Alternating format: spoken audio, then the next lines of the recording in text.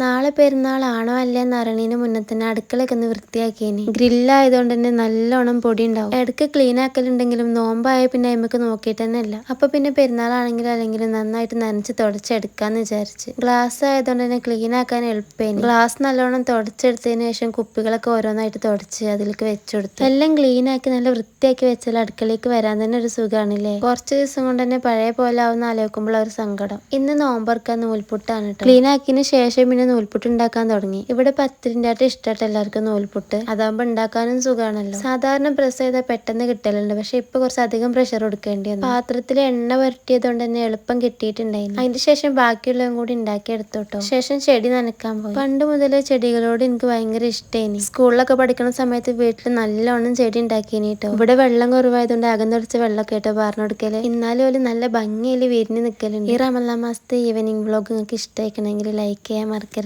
ഇതുവരെയായിട്ടും channel subscribe ചെയ്യാത്തല്ലോ അതും കൂടി ഒന്ന് ചെയ്തിട്ട് പോണേ.